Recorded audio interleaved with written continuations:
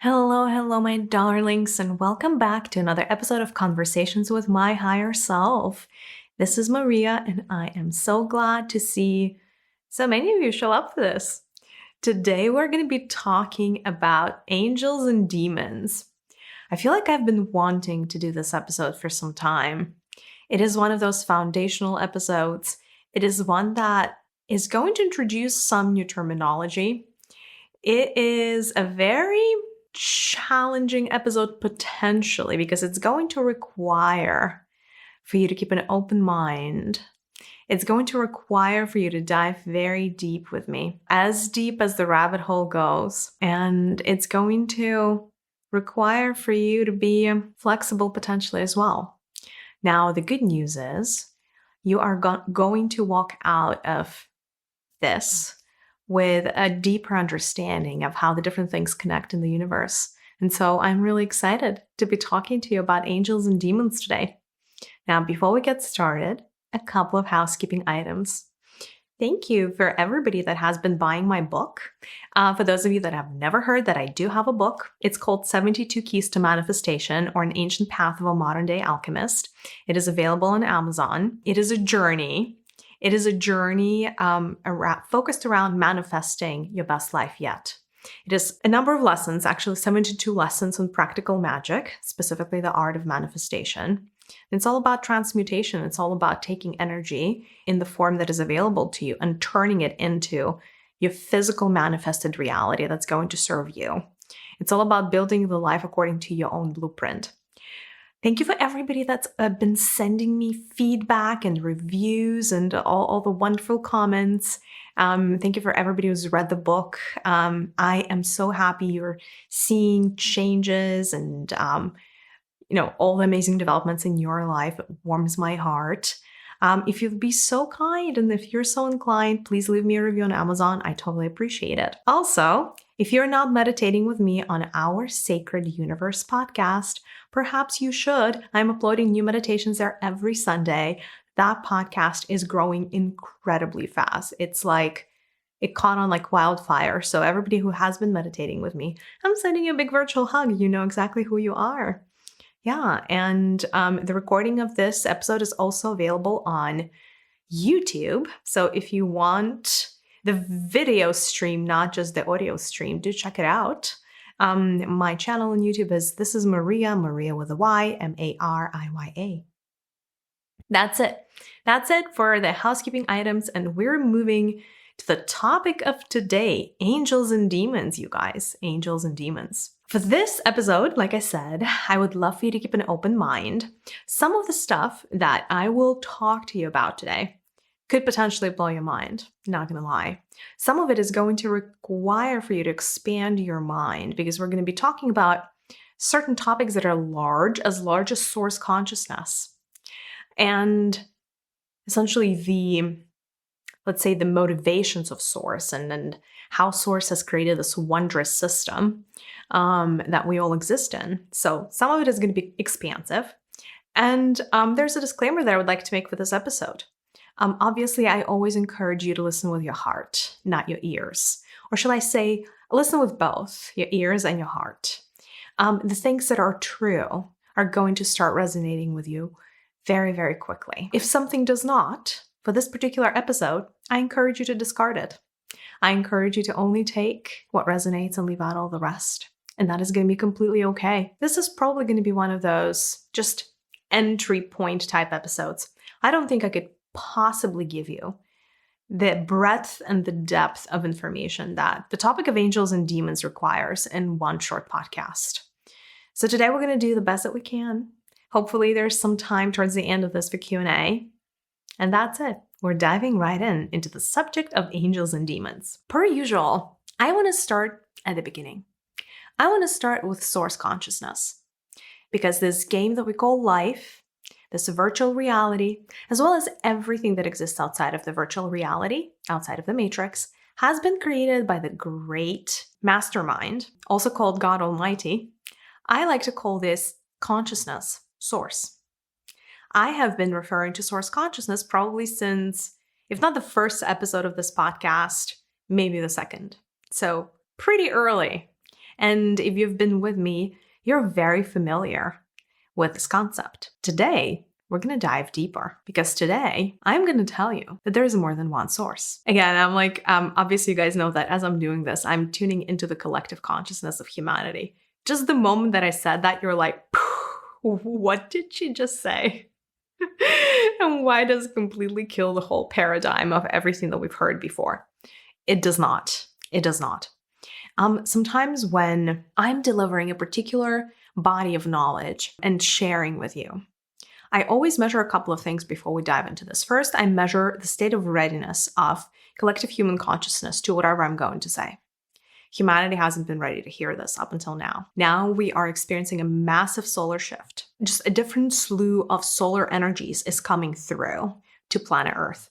Things that you guys would not have been able to comprehend before are actually going to become a lot easier to understand, internalize, interpret, starting essentially right now. And so I feel like you're ready. By the way, nothing that I'm going to tell you in this episode contradicts anything else that we talked about in the past. And I'm going to explain exactly how all of this works. So don't you worry. So let's start with source. This story you have heard from me a time or a dozen. The reason we're all on this merry-go-round of incarnations, coming into bodies, dying, disincarnating, essentially coming back here is, at the very root, it ladders up to one simple truth.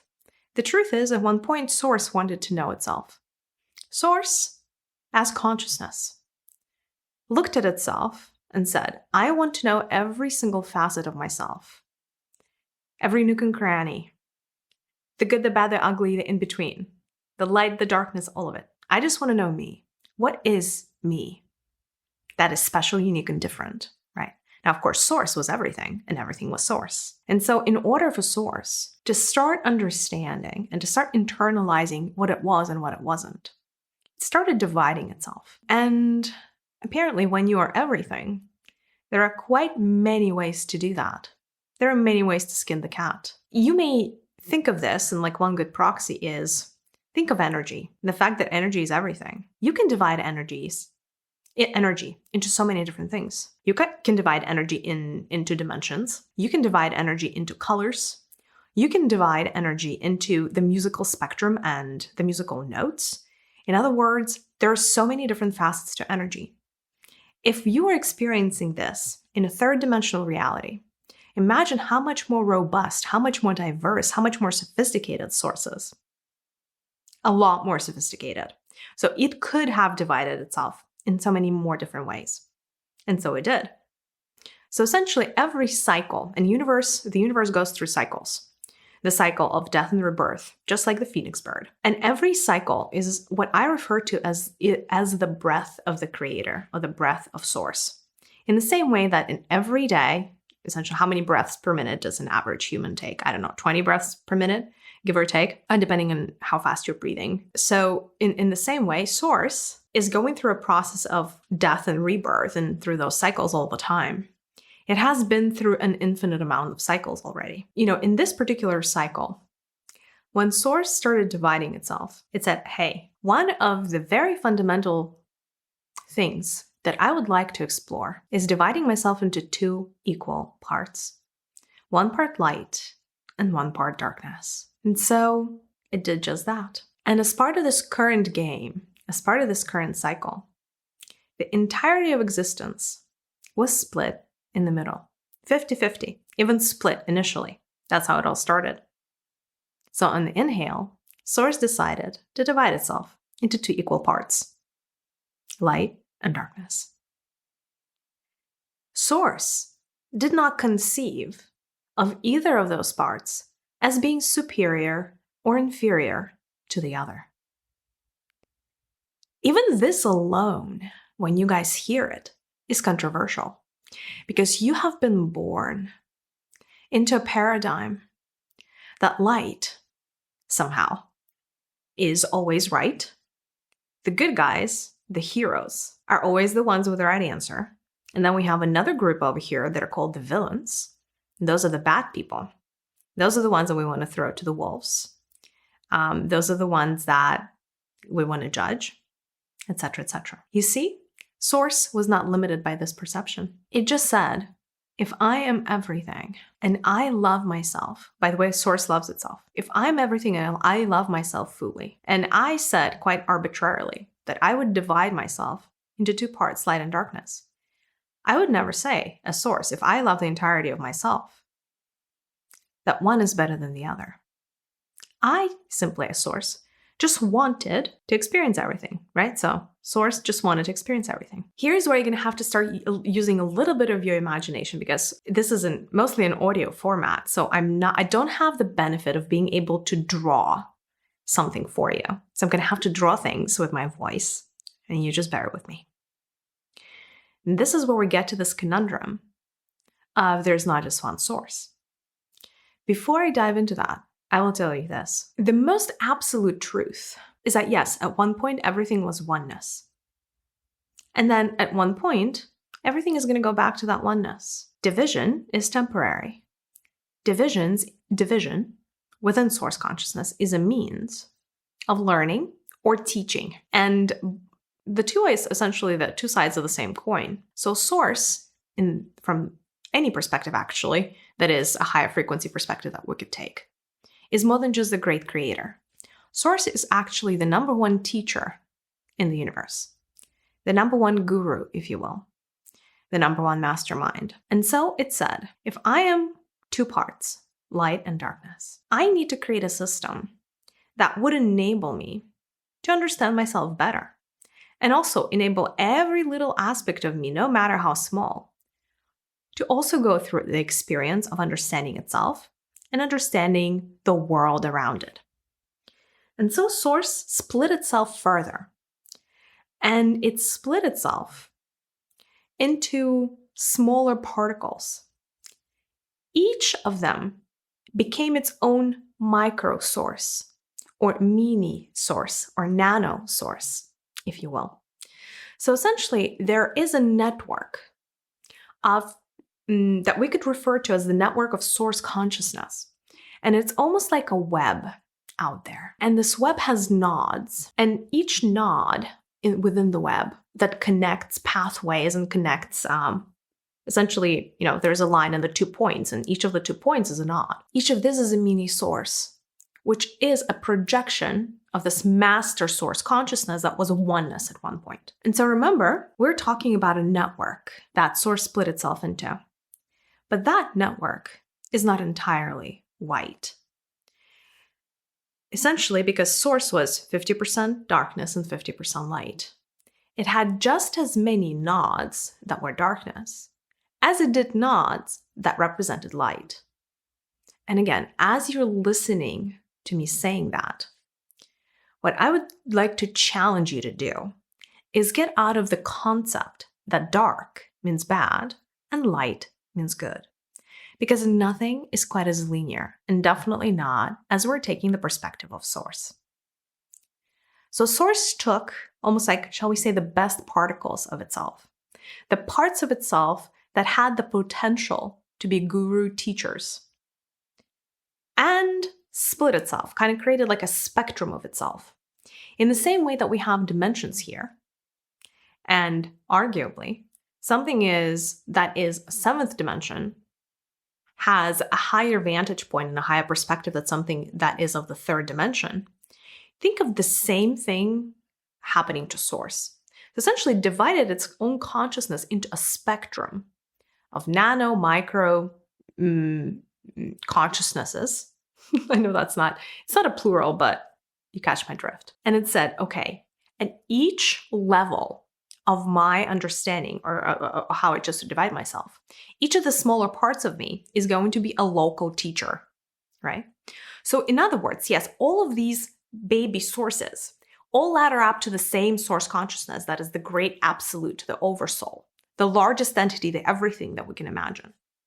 But it also divided itself into its own smaller, localized particles, because it felt that that would speed up the process of evolution, and that would speed up the process of it understanding itself.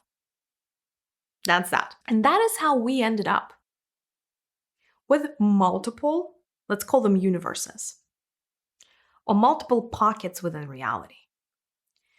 So there are actually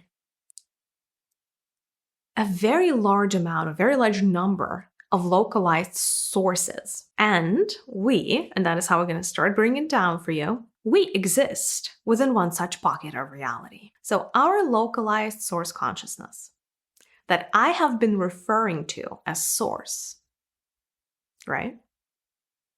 So literally, if you've been listening to me up until this episode, every time I said source, more often than not, I was referring to our local source, not the global source. By the way, both of them from our perspective are infinitely large. So what do we care, right? But just wanted to make that thing clear. And so what I want you to imagine is that essentially the structure of existence is numerous pockets of reality. And these pockets, energetically, are white pockets and black pockets. So we are currently existing inside of a white pocket of reality. We are existing under a source consciousness that represents light or color white, if you will. So our source, if you looked at it, if you met up with it, is going to come across as this massive solar consciousness that emits incredible amounts of light. But it is also our local teacher. So at one point, we as souls chose ourselves the perfect teacher that we personally wanted to learn from. And for most of us on this planet, the answer was this local source. Why did we choose this local source? Because we felt that this local source had the perfect level of understanding to be able, and the tools, by the way, to teach us how to evolve at soul level. And it just happened so, right, that our souls selected the white pocket, the light pocket of reality. Now, about 50% of all souls in existence selected a dark pocket of reality, one of many, and selected their own teacher. So what is the main difference around, light and darkness in this particular case?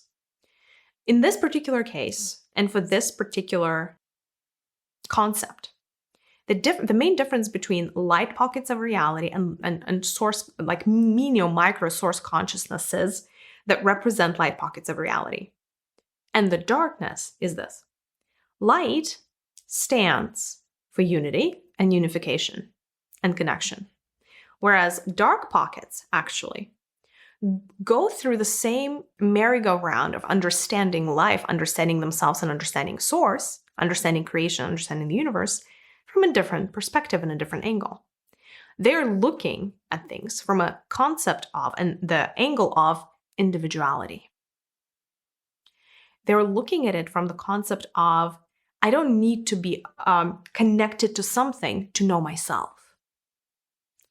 And they're not necessarily of the opinion that the final answer of the universe is to join together with everybody else and become one. In fact, darkness feels a little bit different. Darkness is all about the accumulation of energy, but it is a little bit different. So let me maybe take it back and rewind this, because it is a little bit of a complicated concept, and I'm literally very close to be able to explain it to you in a way that you guys are totally going to get it. This macro large source, just bear with me for a quick second. This one big source that everything came from always knows that at the end of the cycle, there's an exhale. And there is this point zero that I've actually talked to you about in the past. Point zero is everything going back into oneness. Everybody knows the light pockets of reality, the dark pockets of reality. Everybody knows that the end game of this is to go back into oneness. But there are many ways to go back into oneness. What are the main ways? There is the way of going back into oneness that light prefers. And then there is the way of going back into oneness that the darkness prefers. What are the different paths and what are the different ways? For the light, it's actually very simple. Light recognizes free will. That is the most important thing for light. And as such, it recognizes free will of every being in existence to pick their own path. And then from a place of every being in existence having their own free will, eventually this familial mentality brings everything together because the truth of everything is oneness. But it comes from almost like unity family consciousness, if that makes sense. Like, let's hold hands and sing Kumbaya. That is the way of light. Let's come together, get back into oneness, and kind of sing Kumbaya while we're at it, right? So you're not better than me, and me are not better than you, and like we'll all are just going to be joined into one thing. Darkness doesn't think that way.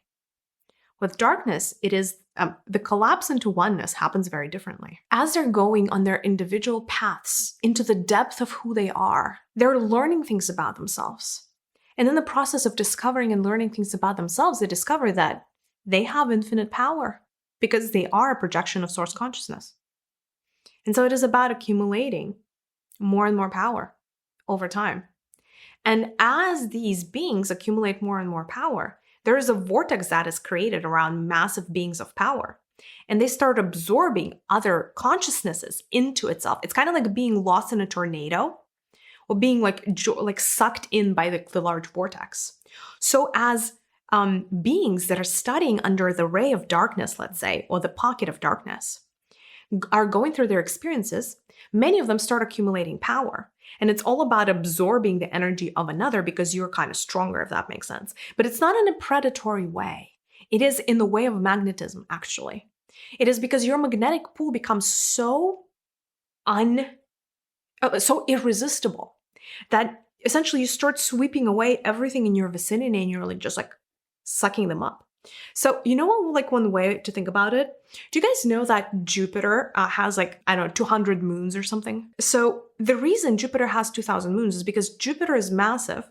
Its gravity pull is so massive. So like any little planet or whatever, or an asteroid or what have you, that comes into its vicinity, gets sucked into its orbit, and all of a sudden starts dancing according to the tune of Jupiter. I'm not saying Jupiter is darkness, by the way, because it exists within the hierarchy of light, and we're going to get to that in a second. But that is essentially what happens when you are in the pocket of darkness practicing your own individuality. Your pull becomes so strong that you start getting all these satellites kind of join you. And then over time, the inevitability is that there's going to be one force that is more magnetic than everything else, and everything else is going to be magnetized to its orbit. Do you know what I mean? No need to sing Kumbaya. No need to hold hands. No need to play like team sport. That is all like what light does. Darkness is like, I'm just going to keep accumulating my energy until I become the most magnetic thing in the universe and everything is just going to get magnetized to me. The good news is, you guys, either way, whichever path you take, the end game is oneness. The end game is going back to the crayon box, so to say, is going back to source consciousness. But the way of achieving it is very different. And by the way, Source may have started by dividing the entirety of existence into black and white, and then created even further splits from here. But whether we go back as light or we go back as darkness remains to be seen. Because at one point, there is going to be, and that's why this fight between light and darkness is so prevalent. You're going to have your white verticals, you're going to have your dark verticals. And there's going to be a little bit of a power struggle of which way is it going to go? Because the way we go back is not through 50-50 split. It's through becoming either 100% darkness as the universe or 100% light as the universe. Okay, this was a mouthful. I don't think I lost you yet. Oh my God, thank God. Because now I promise you we're going to get to angels and demons, you guys. It's just, this was like really, really important to get out. Now, we exist in the white pocket of reality, meaning our teacher, our source consciousness that I talk about, is biased towards light. So it is biased towards togetherness. It is biased towards free will, right? So essentially it is fair and square in the light arena. And that is why, again, we are, when we come and descend into like this third dimensional space, very often we are judgmental of things that are like, we have this propensity to want to be good, and we tend to judge all the things that are not good or light or whatever, right? Because again, there is that antagonism and duality that is already factored in this initial split. So the hand that we have been dealt is a little bit that of antagonism. And I know everybody says, hey, when we come to the spirit realm, there is no division there. Well, it actually depends on how high you go. If you just stay within the pocket of our reality, which is light, then the moment you go out of body, yes, indeed, it's very cohesive. Yes, indeed, it is very congruent. There's light everywhere, right? That is what our source teaches. Our local source is the source of light. So let's hold hands and sing Kumbaya and respect everybody's free will. But if you go a step up, there's just as many dark verticals as there are light verticals. Do you know what I mean? So no, not everything is oneness everywhere. That is not the truth of reality. Right now, reality is actually very divided. So here's where we get into angels and demons. And this is, as I'm going to start talking to you about angels and demons, hopefully you guys are going to understand why I couldn't just bypass the first however many minutes of this podcast. Because the foundations, we need to build ground, like the ground floor before we can go upstairs. Simply put, actually, angels are very simple from my perspective. I know some of you guys found that statement endearing, so I appreciate the humor in this, and I hope you do as well. So within our hierarchy of light, under our source consciousness, that is, of light, there are many souls that are magnetized, that have been magnetized to its pool. Not every soul is an angel, if that makes sense. Because that is like one big misconception. Some people think that, some people think that once you go out of body, essentially everybody is an angel. No. What is an angel? So essentially, if you think of our vertical, our localized vertical, with source being in charge of it or being on top of it, or being the crown jewel of our vertical, there's also the spiritual government that source has created in order to enable itself to be most effective in running our vertical of light, with a bias towards light. And it has created, let's call it a spiritual government. This spiritual government has many layers. In the same way that you have your Senate here in the US, your houses of parliament, you have your state governments, etc., right? So it's a hierarchical system. Within this hierarchical system, angels are the kind of like the entry point into the hierarchy of light. So essentially, it is like an administrative title. An angel is an administrative title. It is not, you're not born into it. You don't essentially, and by the way, you can choose to have it for a time being, and then you can choose as a soul to do something else. So essentially, it is kind of like applying, when you want to become an angel at soul level, it's kind of like applying for a job at the government, in the government, right? It is a career track. It is a career path. It is not a definition of who you are. Not really. I mean, it's a job. Obviously, a lot of angels are very attached to their job. Their sense of identity is part of that job. Now, there are 7 essentially main levels of angels, right? You start at your level 1, you end at your level 7, but it's kind of beside the point. And because essentially over time, as you move up, and by the way, this hierarchy is a pyramid structure. So essentially you're going to have a lot fewer people at the top, I should be saying souls, and a lot more at the bottom, at the base of the pyramid. Which goes to say that not every hierarchical structure, not every pyramid-like structure is of darkness or is bad, because it's not. It's just one way to structure the government. And so you have these angels, and as part of the spiritual government, what do? Angels, by the way, have multiple specifications. They, in the same way that the human governments are going to have ministries, and you can be the Minister of Defense, or you can be the Minister of Health, or whatever. They have specialties over there as well. And then they have essentially, and then above the angels, everybody knows the archangels, right? The archangels are supposed to be in charge of angels. But really, what's happening here is your angels are the doers, and your archangels are the managers. It's kind of like probably the simplest way to describe this. Either way, both angels and archangels exist, or like, let's say one of their predominant functions is to be able to and to help maintain virtual realities or matrix-like structures. Right now, you're incarnated inside of a virtual reality. This is the fourth virtual reality in the current cycle. It is the best one yet, but it's also becoming old. So right now, the spiritual hierarchy is working on the virtual reality number 5 to be launched sooner rather than later. The reason there are all of these multiple realities is because eventually virtual realities fail or they live out their usefulness and they get upgraded. And so essentially both angels and archangels have various responsibilities around helping create and maintain these realities. Archangels usually are very instrumental in building out the new realities or shifting realities if they need to be changed. Angels usually have more localized tasks, so there are a lot more micro level tasks. And very often they're going to be in supportive functions for different worlds as well as individuals. That's why you have, for instance, your whole army of guardian angels, and that is just like a ministry. Let's call it, right? There is like a division within the spiritual hierarchy that's called the guardian angels, for instance. And there's a lot of them. By the way, it's not one-to-one relationship. One guardian angel can be the guardian angel for up to 1 million souls currently incarnated. So it's not one-to-one relationship. But, there is, it's definitely one track that you can take upon or you can be on as an angel.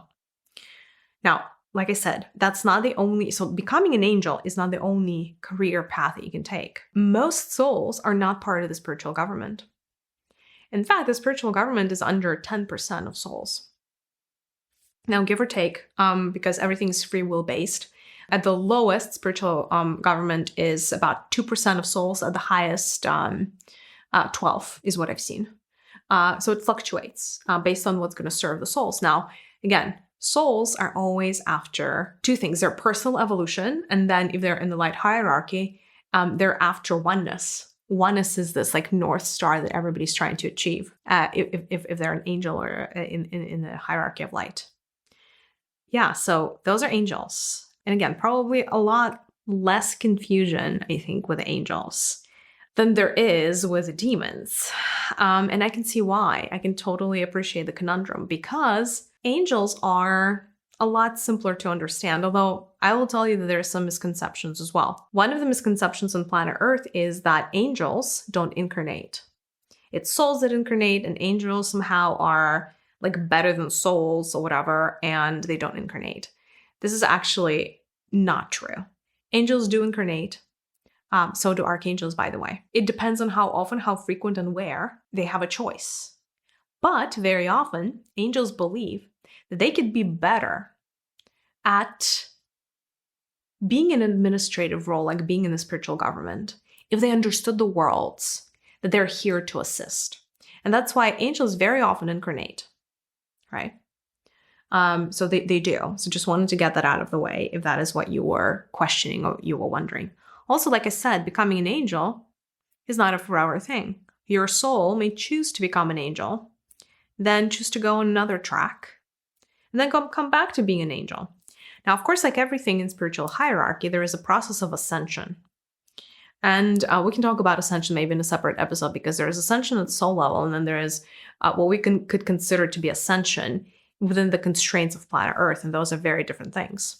And so ascension at soul level, which is the actual true ascension, especially within the spiritual hierarchy, maybe ascension in general, let's take a step back, is an ability of the soul to accumulate light. Now, this is for the light hierarchy. If we're talking dark hierarchy, it's the ability to accumulate darkness, right? So again, we have to take things with a grain of salt, depending on which hierarchy we're looking at. So ascension within our pocket of reality means that over time, through the experiences that you have as a soul, through the incarnations or whatever other jobs or titles you hold, through whatever experiences you're going through, over time, you're going to be able to accumulate more and more light and therefore move up the rankings. So if you have an administrative title of an angel, you're going to be moving up from level 1 to 2 to 3, all in accordance with how much light your light bodies hold. Right now, you're going through an experience in a third dimensional reality. You are accumulating energy as you go by. You're also emitting energy, right? It's a process. At the end of the day, your physical body is going to disintegrate. Part of your energy body, part of your etheric body is also going to disintegrate and remain with planet Earth.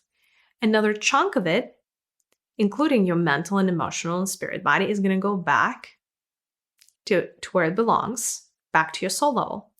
So there's going to be a tally at the end of your life. And whatever morsel of light, if you have accumulated light, you know how kind of like bees collect honey? Souls collect light within like light hierarchies. And so you're going to go back and it's almost like, do you have this jewel? Do you have this like this little pearl of light that you earned in this lifetime? And if so, it goes back to your treasure chest of other like pearls of light. And I'm using pearls here very loosely as an example, just so you guys can visualize. And so over time, you collect these pearls. All of a sudden, you're like, I'm becoming lighter. I'm starting to move up. Yes, so your body, as you accumulate more light inside of your light bodies, you become lighter. And so you ascend. So you quite naturally rise or level up, right? And so eventually, an angel would become an archangel through the natural process of ascension. And then, of course, archangels can become seraphim, cherubim. There are other administrative posts like the architects, for instance, I hear. There's also the legislature part of the spiritual hierarchy. And there is a judicial arm of the spiritual hierarchy as well, which is also like a projection of the karmic board, or the karmic board, shall I say, is a part of the judicial arm as well. So there are arms within the spiritual government. And so essentially you ascend and more layers become available to you. And also you get higher levels of responsibility. So that's that. Now, of course, where this gets interesting, like I said, is the demons, right? So if we are, you may be thinking, okay, so we're in the light hierarchy. Everybody seems to be a nice, wonderful soul. We're studying, we're learning from this wonderful source that is made of light, that propagates oneness, free will, and all of these purple rainbows and unicorns. It feels like a very nice and very beautiful picture that I'm painting, right? So what about demons, right? Aren't demons supposed to be darkness? And isn't darkness supposed to be in its own pocket of reality? So how come we're experiencing what we're experiencing? And that is how we're getting to probably some of the very fascinating conversations that we could be having. Part of the reason why we got attracted to our teacher, our source, our localized source, is because we wanted to learn light. Yes, we were light, but we also wanted to become and learn to be the caliber of light and house within our own bodies so much light that we could approximate source consciousness to some degree, because the only way you can go back into source consciousness is by matching source in terms of its vibrations. Otherwise, source is going to be repelling you, right? So with light, one of the ways you go back into oneness is by ascending, constantly ascending, so that eventually your vibrations match source. And if everybody's vibrations always match source, we can all kumbaya together into oneness. Unfortunately, not so fast, right? Because now we have this whole spectrum of light within the hierarchy of light.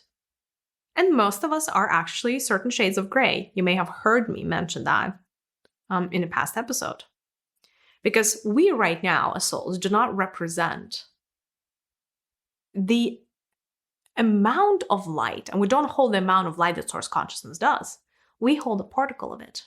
So in other words, there is opportunity for us, ample opportunity actually, for us to upgrade and ascend at soul level. And so we go through these experiences, accumulating our pearls of light, ascending at soul level. And then, of course, there are dark hierarchies that are also accumulating their things, right? And also moving up their own hierarchies and gaining power in their hierarchies. And that is how we get into the concept of demons. Now, of course, oh my God, I don't even know where to start with demons sometimes, because there's so much misconception. By the way,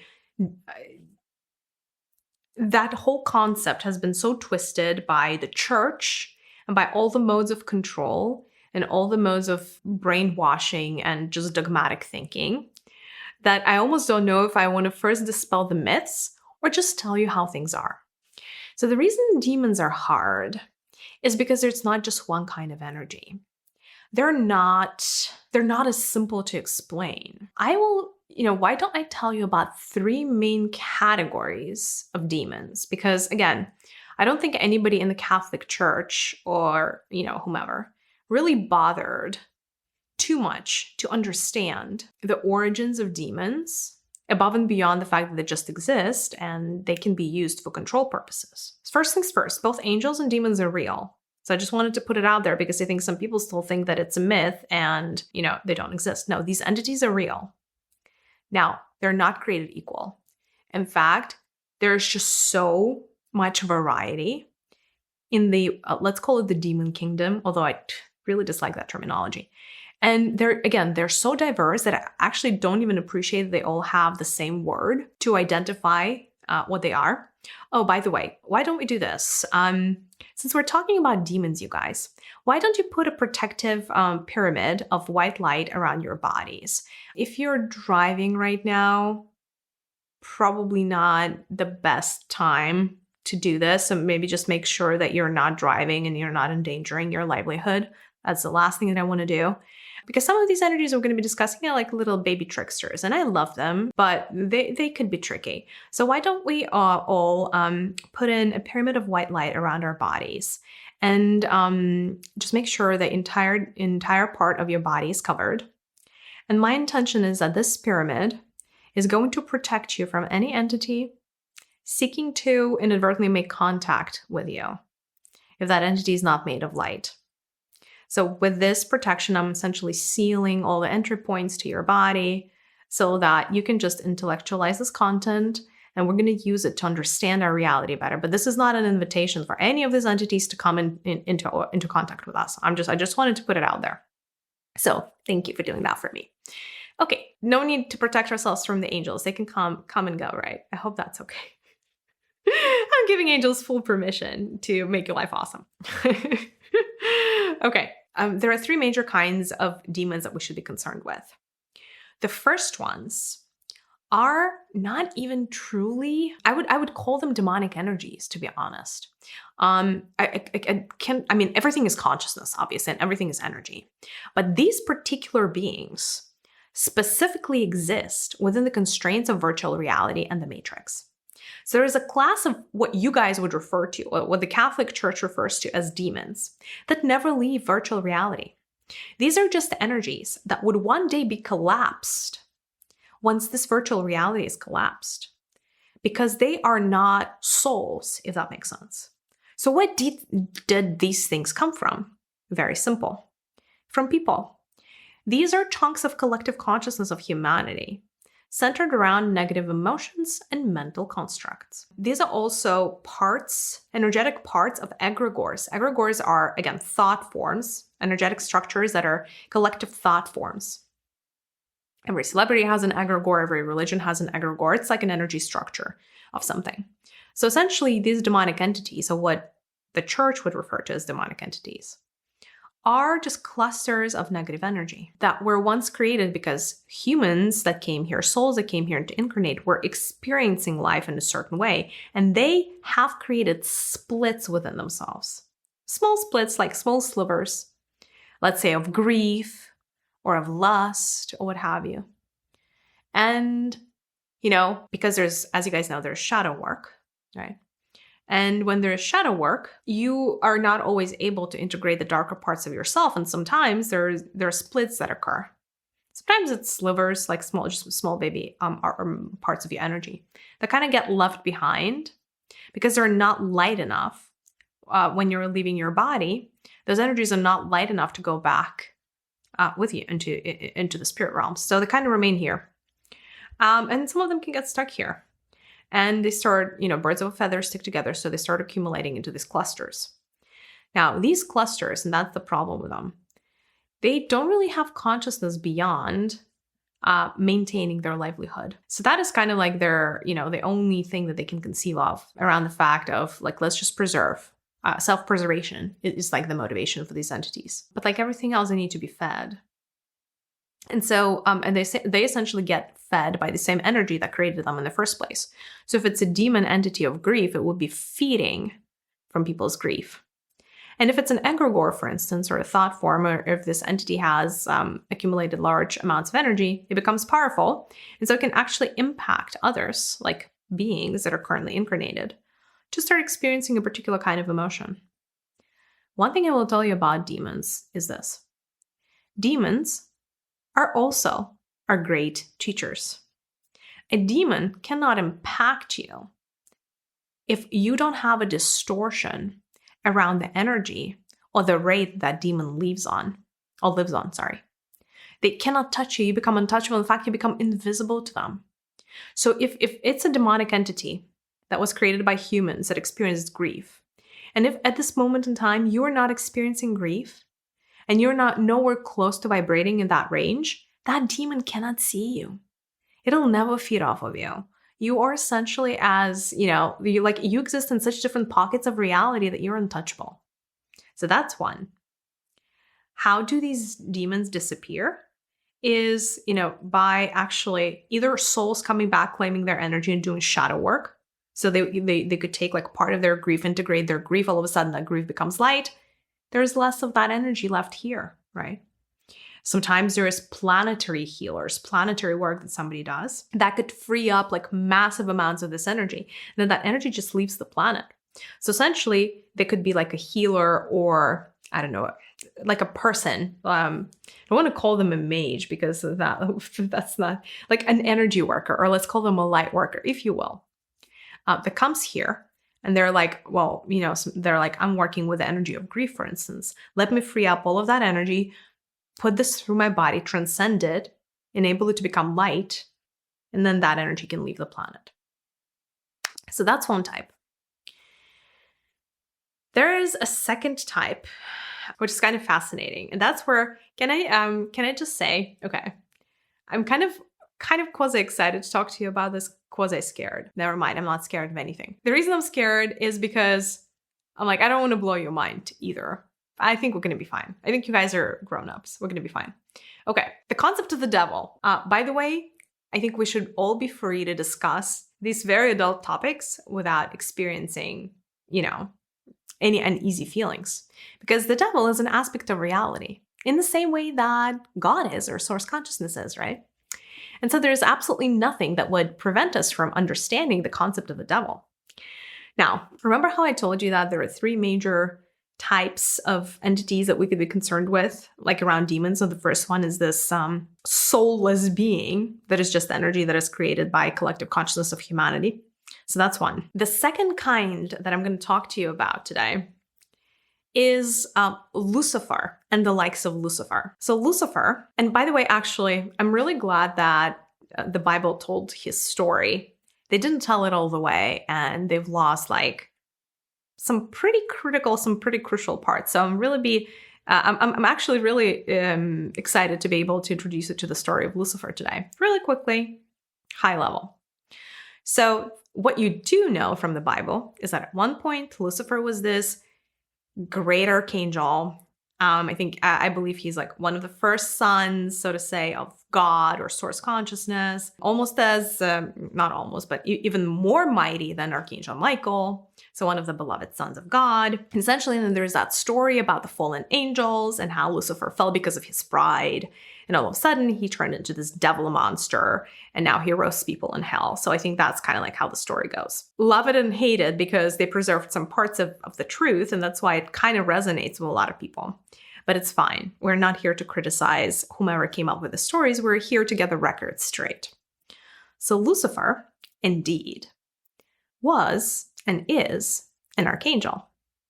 Not just any archangel, but an archangel that at one point contained within his light bodies massive amounts of light. Lucifer, indeed, came very close to containing as much light as our local source through many incarnations, through going through experiences, through descending into, different planets and going through lessons. Here's the one thing that I didn't tell you about that is extremely critical to understand. If you were to understand the story of Lucifer and kind of like the story of essentially the backstory of demonology a little bit. So here's what happens. Remember how I told you that within any hierarchy, but specifically within the hierarchies of light, ascension is extremely critical. I would say our mantra upstairs is always be ascending, right? That's like one way to think about it is always be learning. Ascending and learning is essentially, well, I don't know, is that the same thing? Learning always eventually leads to ascending if you do enough shadow work. Otherwise, learning just leads to experiences. The problem is if your experiences were negative and you keep splitting yourself, there's nothing for you to ascend with, right? Because you need all of your energy to be able to rise up. Now, one thing that's important to understand is that over time, as souls go through their experiences and they ascend eventually, right? Wouldn't you agree that there would come a time that you would match the level of source, like this local source, not the master source, but this local source in terms of how much light you're able to hold? I see you guys nodding. So theoretically, you agree that over time, who knows, millennia, maybe it's 1 trillion years, doesn't really care. What is time anyway? Time is not real, right? As they keep telling us. So eventually, you would come very close to becoming a match to this local teacher, to this local guru that you came to study from. And what happens then, right? So as a soul, you kind of know, it kind of almost no longer makes sense for you to learn from this teacher because now you're as good as the teacher. So what happens? At that critical juncture, there are 2 options that you have at soul level. Option number 1, you get to flip or shift up. So essentially, all these pockets of light, there's like a matrix structure within them. I don't want to blow your mind. Maybe the matrix is the wrong word, but you almost want to imagine a grid of different pockets of reality above you and then below you. And so above you, essentially, so if you ascend, it's a movement up. Eventually, you're hitting the ceiling of this reality. But then if you keep going up, you're going to reemerge on the floor, on the ground floor of the reality that's next one up. So it's almost like there are 2 skyscrapers, one standing on top of the other. And if you're on this bottom skyscraper and you go to the very top floor and then you keep going up the elevator, you're going to hit the ground level of the skyscraper that's on top of this one. And then you essentially start from scratch just in a different skyscraper. So that's one option for souls. You can just keep ascending, right? Keep accumulating light. Eventually, you're going to just go up and join another hierarchy of light and study under another source consciousness that is just a little bit more evolved. And again, you would repeat the same process up until one time you reach the vibrations of the master source consciousness and you just go back into oneness. That's it. And you wait for the rest of the world to catch up with you. That is one very plausible scenario. The second thing you can do at soul level is go sideways. So instead of keep going up, you can go to the left or to the right. What happens to the left or to the right? To the left and to the right of our pocket of consciousness is the reality that vibrates at the same level, or multiple realities that vibrate at the same level. What happens there? You get to become source consciousness in that micro pocket of reality for a group of other souls and essentially do the same thing for them that our current source is doing for us. That is a very plausible evolutionary scenario. So essentially, there are 2 modes in this whole reality: to be a student or be a teacher. If you choose to be a teacher, then you become source. If you choose to be a student, you just keep going, keep ascending, and you could just, keep ascending from one vertical to the other, and you could just keep going.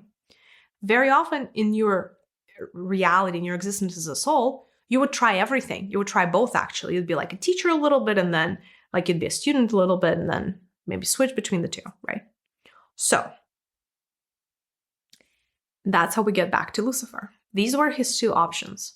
So he started approximating source consciousness in terms of the amounts of light that he could hold. When that happens, you're going to have to, at one point, what ends up happening is you make a jump, quite literally, it's a jump, and you either jump up, and essentially the jump, it's like a quantum leap. You either jump up and then you essentially get to the bottom level of another hierarchy, or you jump to the left or to the right, so to say, to the side, and establish your own hierarchy of light. Usually what happens for souls that choose to establish their own hierarchy of light, they often take with them a certain number of souls from this vertical. It just happens so, because essentially when you're high enough, when you're good enough to become source, you become interesting as a teacher to all of the other souls in this vertical. And so some of them choose to pledge allegiance to you. And when you make the quantum leap to establish your own vertical of light, they're going to want to jump with you. And some of you, I see, some of you are smiling because you know exactly where I'm going. And that is where we're going with Lucifer. So Lucifer made the jump at one point. When you make the jump, he actually, when his intention was to create his own hierarchy and become source, it was our source's intention to get him to the level that Lucifer could make the jump. Because as a teacher, that is your greatest wish. It's not a dichotomy. So that's the one thing that I want you to understand. Source consciousness wants you to approximate it. It isn't in Source's best interest that you match its vibrations so that you can go on to bigger and better things. And so Source was extremely supportive of Lucifer, and that's why it's very often said that Lucifer was one of his favorite children, because he was making such great progress. Now, there are two things that are possible when you're making the jump. You either make the jump or you don't make the jump. If we're diving into the process of how this works, so when the soul is ready to make the jump, first, the timing is determined by the soul. That is the one thing that source consciousness, your teacher is not going to tell you. Your teacher is going to be like, hey, you decide when you're ready to make the jump. I'm not going to decide for you. Again, remember, free will universe. And so the first thing that happens when you make the jump is your ties to the existing source consciousness breaks, right? So it's like you are connected by this thread of light, and then it just snaps, it cuts, it's no longer existent. And then essentially what you need is actually momentum. Because remember, every source is actually an electromagnetic power. It's a force of nature that is so strong that this whole entity, like this whole structure revolves around it, right? So our local source is both magnetic and electric. So it's like a very, very massive magnet. So when you're trying to make the jump as this individual soul or multiple souls, you need to make sure that you have enough momentum to be able to jump so far and have so much momentum that you're going to get out of the orbit of this current source so that you even have a shot to establish your own. If you don't have enough momentum, what happens is you start flying and then it sucks you back in. Like if you don't have enough, essentially what ends up happening here is the moment of truth. And this moment of truth is actually who is stronger. If you are either stronger than source or the same power as source, then you're going to be able to split. And your quantum leap, your jump, is going to be successful.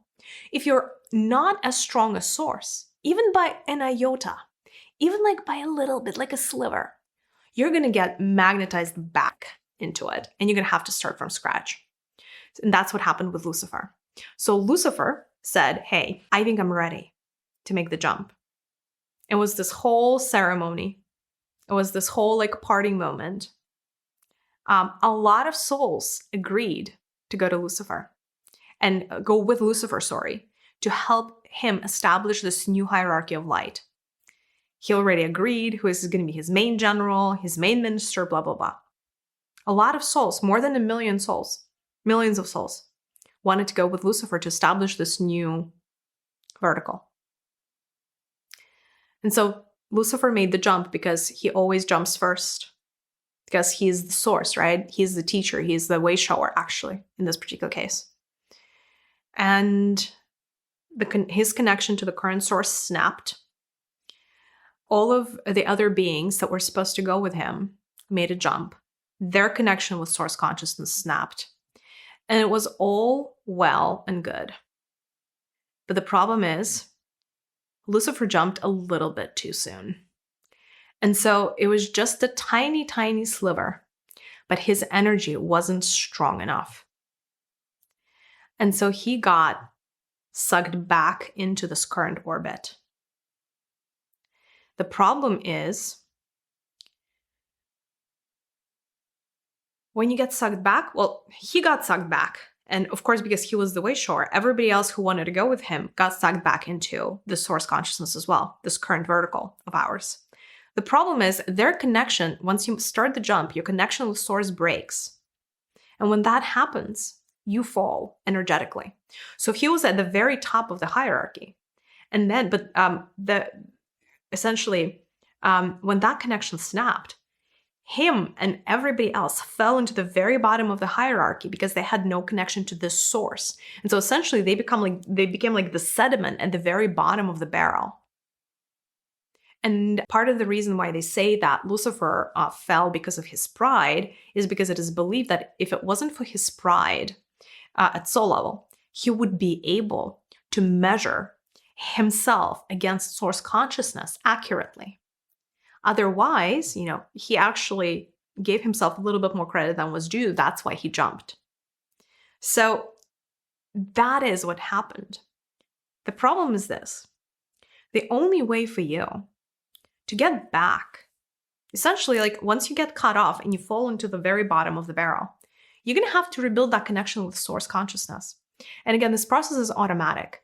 It's not God or source trying to punish Lucifer. None of that. None of that. It's just you make the jump, the connection snaps, and then it's like the law of physics, so to say. Like the laws have been written. There's nothing you can do about them. And so when Lucifer fell, there's always this period of redemption or exile or something that has to happen before that connection can get snapped back. And so part of that is how Lucifer essentially got exiled here into this reality. By the way, this is not the only place where he serves in this capacity. But that is how one of the greatest archangels, this is how one of the greatest forces of light fell because of his pride. And that is how he got stuck here and essentially got labeled a demon. And him and all of his buddies that jumped with him came here as well. And so essentially they have been, part of their energy has been stuck here, which is part of their redemption process. By the way, neither of these beings are of darkness. Remember, they're part of the light hierarchy. So for them, it's actually really excruciating to be here. Now, they're here at work and they're here as teachers. What are they teaching humanity? They're teaching through temptation.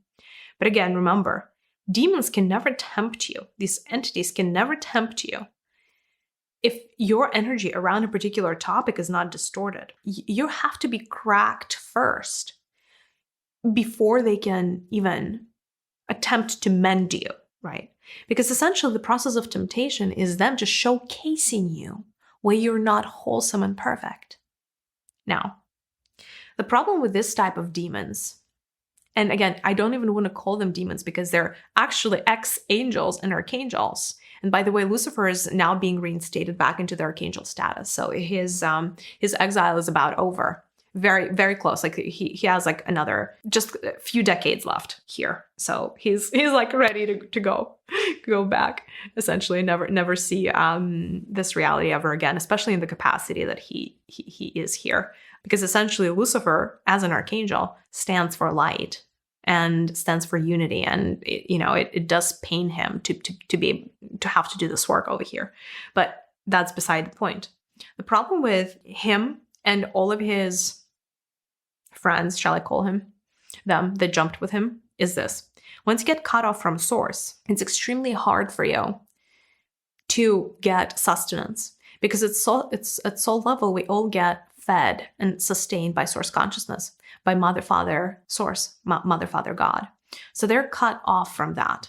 And that is also why sometimes they have to resort to taking that energy, taking that spark from people. And they do that in multiple ways. You guys are familiar with the concept of the contract with the devil. That is one way, by the way, that this happens. Like essentially, contracts are real. I highly, highly recommend you to not ever engage in one, because you'd be surprised how hard it is to reclaim that part of your soul back. And so when people essentially sign away pieces of their soul for like riches or fame or what have you, those contracts are extremely real.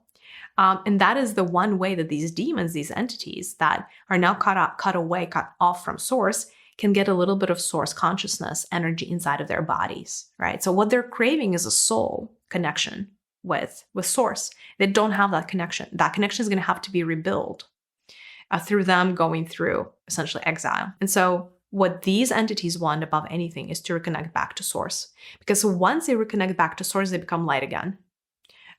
Because right now they're in a temporary state of darkness, and their state of darkness is actually just predicated upon the fact that connection snapped.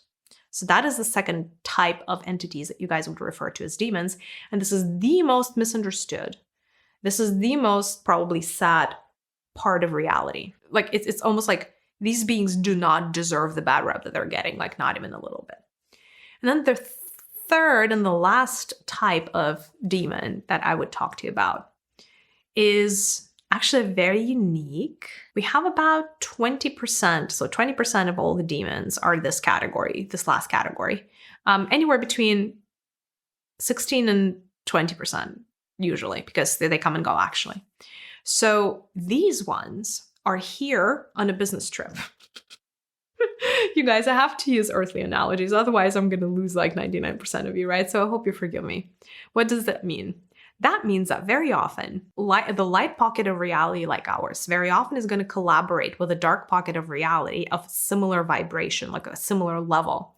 Like for instance, if we're fifth graders on the light side, we're going to pick like a partner in crime as a fifth grader on the darkness. It's not even us that picks it. It's actually two source consciousnesses, like the light and the dark collaborate together. And usually they decide that, hey, in order for us to speed up this process of evolution, because otherwise it's painfully slow, one thing that we're committed to doing is sharing energies. And so our white hierarchy sends people on a business trip to the dark hierarchy. And it's like a student exchange program. I don't know. Is that a better analogy? And they send some to ours. Why is it done? Because it helps a contrarian energy, truly contrarian energy, to enter into our space. It's usually done like a small part, like a small number of these beings are going to come. At any point in time, like we're never going to have like the majority of people being here on a business trip from the dark hierarchy, because then that really actually doesn't speed up the process, actually slows it down. But if it has been understood and it has been empirically tested that if you invite beings from another hierarchy, like an antagonistic hierarchy, let's call that, and you are smart about how you infiltrate them into your own hierarchy, it actually helps everybody evolve faster. And this is the third type of demon. This is actually, I know some of you think that Satan is the same thing as Lucifer. They're not. The being that we refer to as Satan, when we call the name Satan, we're actually referring to the main being that is here on the business trip from a dark hierarchy who came with his own entourage. And those beings, they're completely different. They are supported by their own source consciousness on the darkness side in a parallel hierarchy. So they don't need our source to be in full alignment and to be fed. So they actually don't care about your energy. But what they do care about is switching your thinking. And these are the type of demons very often also that work with the mental. Whereas, remember how I told you like the first category of demons like deal with grief and feelings. They mostly feed up on people's emotions. This third category is mostly mental. And they're really here to change your thinking and to change your psyche and to change your fundamental North Star, right? Because what is also possible, essentially they're here to convert you at soul level, actually. But one way that they work is through planet Earth. And they're here to convert you, saying, hey, you don't need light. You don't need to study from this teacher. We have this other teacher over there. And once our business trip is over, you can come with us. And by the way, it does happen.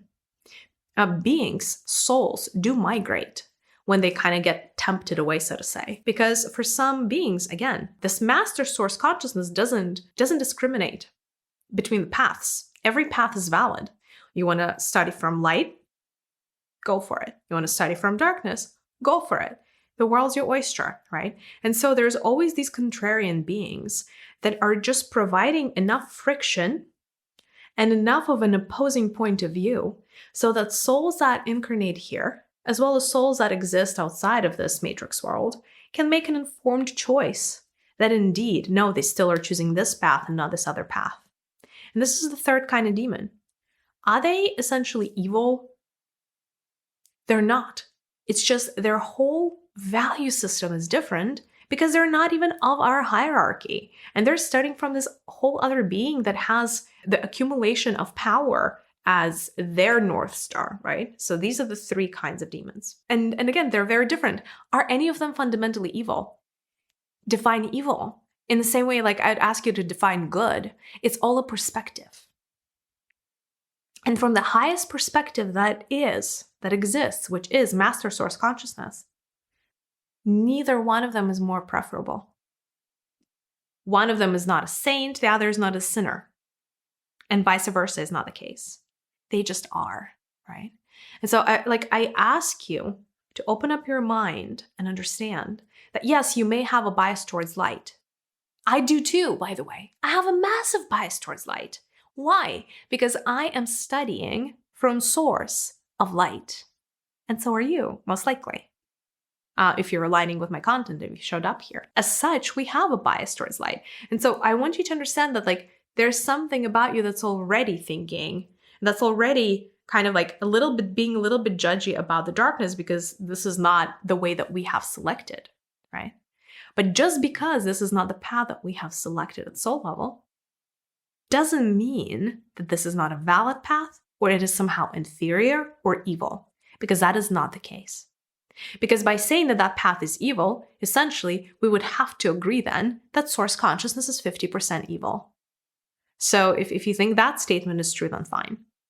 I personally do not subscribe to the fact that source is evil. Just can't. No can do. All right. This felt like a lot, but somehow I'm sensing this low level, maybe actually decent levels of excitement from the collective. I did not expect this reaction. I'm actually really happy that you guys feel that way.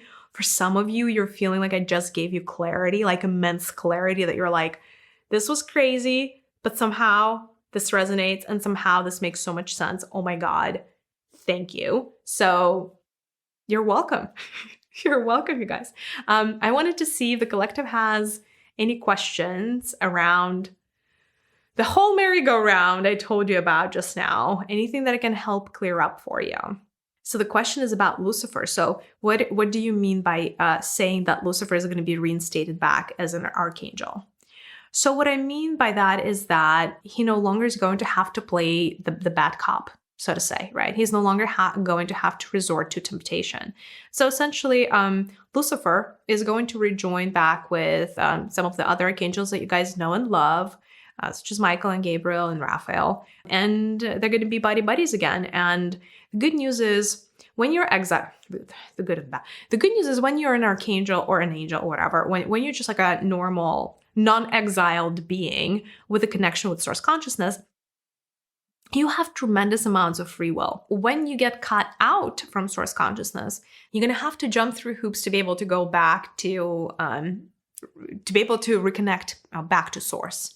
And so very often you temporarily lose your sense of free will. So essentially when Lucifer fell, he had to have a very serious conversation with source consciousness, because remember, in this case, source consciousness recognizes that it was a bad teacher for Lucifer because Lucifer jumped too early, right? So it was just as much of a tragedy for source consciousness as it was for Lucifer. And so then, as a teacher, there had to be a disciplinary action, because again, the end game hasn't changed for source and Lucifer. The end game is for Lucifer to become source. Actually, its own source in its own hierarchy, right? But now there was like a mechanism that was devised, like a penance of sorts, that was devised for Lucifer and his friends, his group, in order for them to redeem themselves, right? Because again, it's all an energy exchange, right? And so when you voluntarily break something, like a contract, or when you break like a tie to a teacher prematurely, then there is some type of payback and karma. So essentially, it's Lucifer's karma is what it is. And now he's paid most of it back. And so now his connection to source consciousness is coming back. So it's becoming stronger, stronger, stronger. At which point he's going to become so light, he's never going to align with the demonic consciousness. Like, it's just not, he contains so much light that that is no longer going to serve him on his path to ascension. Because that's essentially what Lucifer is doing, right? He is on a path to ascension. I'm ready to take the next question, whatever serves humanity. This question is interesting, more of a comment. So this person is saying that they're used to thinking of demons as bad and kind of like entities that are out to get them. And they have a hard time internalizing that they're teachers because teachers usually don't harm you. And, teachers, so they're like, how do we reconcile these beings that could take your soul, for instance, right? These tricksters with teachers, because the teacher archetype is on a pedestal here, and these tricksters are kind of like down below in the fiery hyena, and so the two kind of don't match. Well, I will tell you this, that we need to expand our definition of a teacher. Because a teacher is somebody who serves you a lesson in a way that is effective and in a way that you get it. That is a true definition of a teacher. The teacher is somebody who is effective at teaching you or showing you a lesson. That is a true definition of a teacher. Not somebody who has a degree, not somebody who is, has a golden star or whatever, or believe that they're deserving or worthy. A teacher is somebody who can be effective at telling you or showing you something about yourself that you need to learn. From that perspective, demons are freaking amazing. Best creation of the universe. They really get their point across. Really, they do. Quite quickly. From that perspective, they are really great teachers. Sometimes, and again, we're going to have to expand our consciousness to understand that sometimes to learn the presence of something, you have to first learn the absence of something. For example, if you at soul level wanted to understand love, I guarantee you're not going to start with like your first life getting into let's say it's romantic love. You wouldn't start by getting into a perfect relationship with a perfect soulmate and just living happily ever after. That is not the path that your soul is going to take. First, your soul is going to take 999 paths that are showing you all the ways how you cannot have love or don't have love or missed out on love or something else, some drama happened, right? And that is almost like essentially you would learn how it is to be cheated on, how it is to be betrayed, how it is to like lose your significant other to, some accident, like all the ways that you would learn all the ways that your heart can be broken before the final culmination of this is like, actually now let me live a perfectly good life with somebody that's going to make me happy. That's usually the learning process. So same thing from demons, right? They're not showing you what it would be if you had the picture perfect. They're kind of like, they're here every time you stumble and every time you fall. They're like, opportunity for improvement. So yes, they're freaking amazing teachers. And I think that we should be grateful. Now, are they tricksters? Abso-freaking-lutely. Yeah, they are. That's what they get paid to do, if you know what I mean. By the way, these people that are here on a business trip, they get paid. Like I meant like these demons from like a neighboring, I wanted to say galaxy, not galaxy, vertical. They get paid. It's a job. Being a demon is a job for them. So one type is an exile. Another type is a job. And the third type is just energy and, that's shadow that's seeking to come back into oneness, but nobody's going to claim it. And so it's just here hanging out. None of these entities are evil, you guys. right? Okay, fine. Imagine we're in a prison scenario and there is a prison guard. Is the prison guard evil? No, they're not. I mean, somebody has to watch the prisoners. I mean, do they? Because like we can be like, we can rationalize. Okay, the prison guard is evil because they allow all these people to stay in cages, and they essentially limit people's ability to be free and do whatever they want. Yeah, because there's freaking karma, right? A prison guard is somebody that enacts karma. Very often, a demon is somebody that enacts karma, or at least is here to balance the energy. So another way to think of demons is actually from the position of medicine. Like when the person is sick, they need medicine. The medicine doesn't always taste sweet. In fact, I would argue that most of the times it really doesn't. It's bitter, it's uncomfortable, it's unpleasant. That's why most of your pills have coating on them, because you couldn't even swallow that if it didn't have coating on them. Do you know what I mean? That's the medicine. So no, the medicine doesn't have to be pink rainbows and pretty unicorns. Most of the time, medicine is not, right? And so the medicine that demons deliver is in a form of bitter, a bitter pill to swallow. But it doesn't make them any less effective, and it doesn't make them any less valuable. And it doesn't, it doesn't take away from the fact that they're actually massive accelerators. They are accelerators. The question that I'm getting from the collective is this. Well, if they're so great then, why did you put protections on us? Because if they're so amazing, let's just give them free reign. Whoa. Okay, no. Because again, I don't think anybody should just open their door wide open and be like, anybody walk in. Because demons and, there's only so much darkness you can take.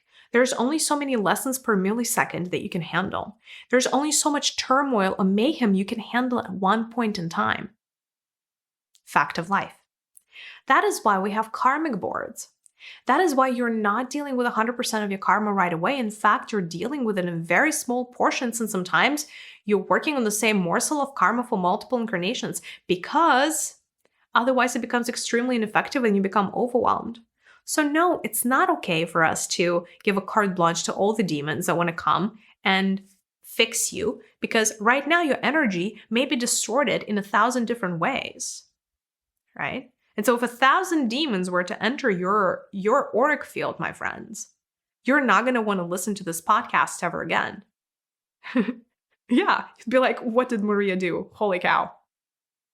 Right? So I never want to put you in that scenario because you will align with whatever energies need to heal you, to mend you in your own timing, based on the decisions that your karmic board made and your higher self made.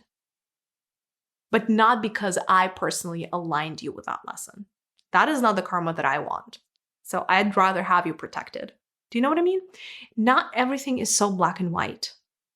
Do I think demons are great teachers? Yes. Do I believe they're trickster ponies? Absolutely. Do I believe this should be taken in small doses? Yes. And by the way, I already told you once, and I'll tell you this again. Don't ever have a freaking contract with a demon. You really do not want to sign on the dotted line, you guys. You really don't. You don't want to dabble in black magic, because many generations of your children are going to pay for that. I'm just saying. Now, if that's your lesson, there's nothing I could tell you to prevent you from going down that path, right? Again, beauty of free will in the hierarchy of light. And that is that. I'll take one last question on this. How do angels feel about demons? The answer is it depends. On the one hand, I mean, there are many angels, there are many demons, right? There are arch nemesis, actually, in the angel and demon. Like, there are some angels and demons that really hate each other. And then there are some angels that are like love and light. And then there are some demons that don't care. There's a little bit of that attitude. Now, I'll tell you, if we go up and keep zooming out, eventually, at a high level of understanding, everybody knows that At one point in time, it's going to come down to us versus them. In a sense, will this universe collapse into light, or will this universe collapse into darkness? And that is why angels are biased. Angels are always going to have a bias towards light. So angels are able to have and contain and hold the perspective of love and acceptance for things. That is their strength, right? Because in order to hold hands and sing Kumbaya and believe in free will, by default, they have to believe in the free will of demons to choose their path. But it doesn't mean that they're going to want to follow in the footsteps of demons. And that is why we have this antagonistic view. So I would say, despite the fact that there's a lot of this like love and all-encompassing like acceptance, there's also just as much resistance from the angelic kingdom towards the demonic kingdom that I see. And so the answer is it actually really, really absolutely depends. Yeah. Like to a point that not every angel could just go and give demon a hug and feel okay about it. Do you know what I mean? They're still kind of like on different camps. Now, if we're talking about Lucifer, right, that is part of the spiritual hierarchy and all of his buddies, that's different because every angel and every archangel knows that they're actually former angels and future angels, if that makes sense. So they're not antagonistic. Nobody hates Lucifer. Maybe I shouldn't be saying that, but most beings don't. Like in the hierarchy of light, they understand where he stands, if that makes sense. Cool. All right, you guys. Well, I don't know if I blew your mind. Feel free to drop me some feedback, whether in the comments on my YouTube video or in my DMs on IG. I'm super curious what you felt about this because actually, a lot of you have reached out to me during prior episodes requesting to talk about demons, and then some of you felt guilty because you didn't feel like it's going to serve the collective humanity if we talked about demons. Let me know how you felt. I am sending you so much love. I'm taking in additional requests. If you guys have a request for a future episode, DM me on Instagram. I'm at This Is Maria Official on Instagram. And that's that. Big virtual hug. I'll see you in the next one. Bye, loves.